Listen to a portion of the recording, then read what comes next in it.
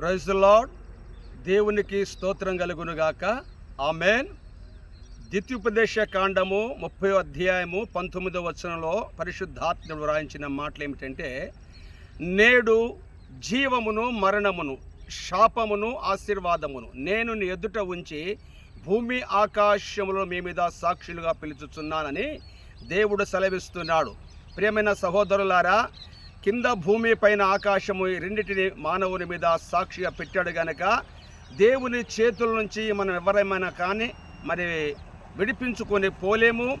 దేవుడు భూమి ఆకాశంలో మన పైన సాక్షిగా నిలబెట్టాడు కనుక మనము చేసే ప్రతి పని, ప్రతి క్రియ, ప్రతి మాట కూడా ఇవి సాక్ష్యం ఇస్తూ ఉన్నాయి. ఒకరోజు ఈ లోకయాత్ర ముగించుకొని పోతాము, ఈ భూమి ఆకాశాలు సాక్షిగా మన మీద పలుకుతాయి. ఆ రోజు దేవునికి జవాబుదారులుగా ఉంటాము కనుక భయమును భక్తిని కలిగి బ్రతకాల. దేవుని చేతుల నుంచి ఎవరు విడిపించజాలరు, విడిపించుకొని వెళ్ళలేరు కనుక విషయాలు తెలుసుకోవాలని ప్రేమతో ప్రభు పేరట మీకు తెలియపరుస్తున్నాను. దేవుడు మిమ్ములను, మీ కుటుంబాలను సమృద్ధిగా దీవించునుగాక. ఆమేన్. ఆమేన్.